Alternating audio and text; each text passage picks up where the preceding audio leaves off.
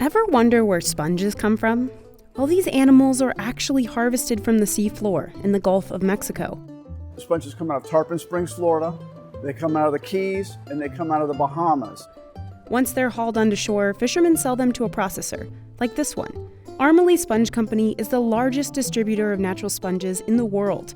The majority of our sponges are wool sponges, seawool sponges, yellow sponges, and grass sponges.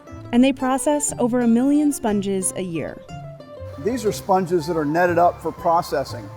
They're staged here. We'll put them in the bath tonight, and they'll sit there overnight and then be processed from there. Harry Barber manages the plant at Armaly.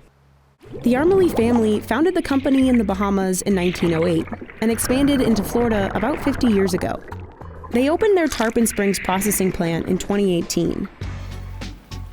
Sponges get soaked in the wetting area and pushed down into a bath with a wooden paddle. Then they're drained in this net and transferred to a water extractor, where they're spun to remove excess water, leaving the sponges damp and ready for the next stage, cutting. The worker protects his fingers from this sharp wire with gloves.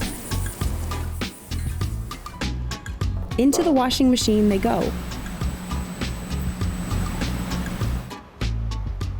Next, time to dry. He'll grab the sponge, place it over the appropriate highest size that it touches on the sides for, and then throw it into the corresponding bin. They box the sponges and prepare them for shipment. In the last few years, Armaly has seen a lot of growth in demand. Bath sponges have taken off tremendously because people want to use something on their children that's sustainable and clean and natural. But it's getting harder to keep up with that demand as extreme weather events have become more frequent. A hurricane can come through and stir up the water for weeks afterwards. Loosen the sponges, now they're rolling around and you can't find them.